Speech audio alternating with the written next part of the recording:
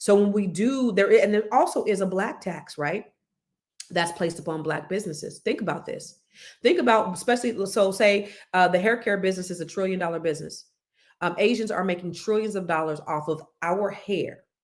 So I'll go into Ebony's Beauty Supply, which is not Ebony at all. It's not owned by anybody that looks like an Ebony. It is owned by an Asian person. I'll go in there. I'll get, I'll get followed around the store. I'm already a suspect.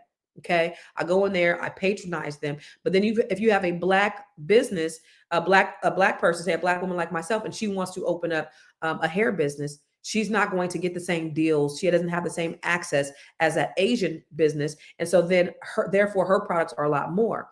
And so what we as black people don't realize is we think black people are just being we're just charging more for our prices, but you don't know that we're taxed at a higher cost than our Asian counterparts in the same business. And so therefore that cost goes on to our customers.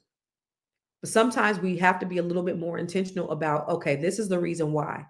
This is the reason why we know that there's a different point of entry, a barrier of entry to those businesses. So the costs can be more.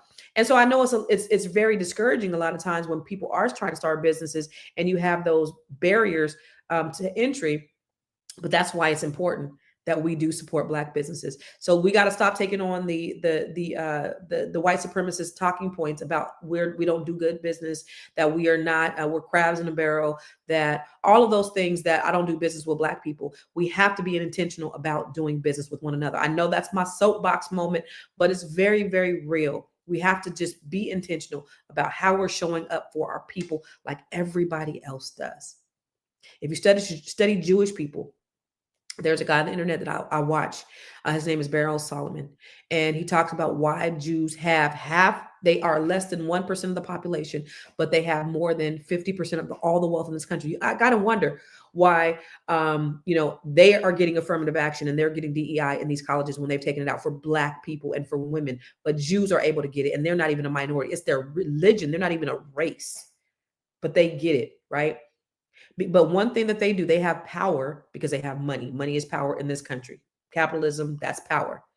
But what they say is they're very unapologetic about spending money with each other. They said they don't do business with anybody else until they do business with each other first.